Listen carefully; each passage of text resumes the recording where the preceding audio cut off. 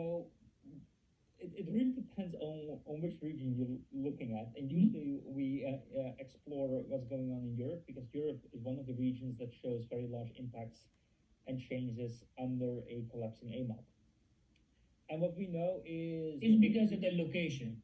yes, and Yeah. we receive what I already mentioned before is we receive a lot of heat from the AMOC, and actually if the AMOC really shuts down, Yeah. you see dramatic cooling over Europe. So depending on the region, you see sometimes 5-10 degrees cooling in the annual mean temperatures. Winter temperatures drop even more, and there is also an increase in your in the magnitude of the cold extremes. So the cold extremes become much colder compared to the average.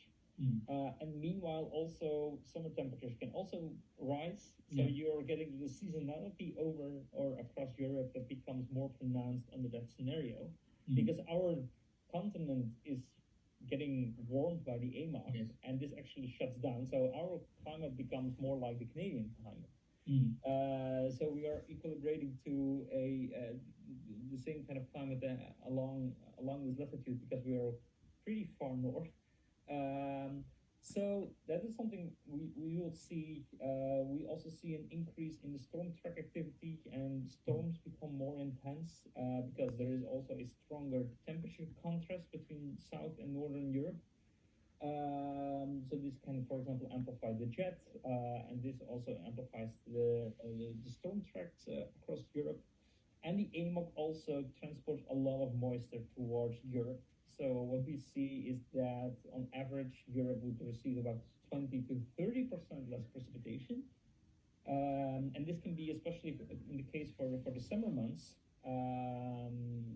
Our climate becomes drier. And this could, for example, also influence the regional climate here over Europe.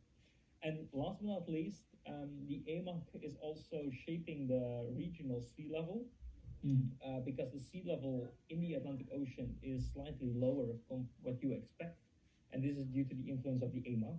But if the AMOC shuts down, you also get a redistribution of sea level, and this can add about 50 centimeters of additional sea level, right? So about 2 feet of sea level on top of current projections. And that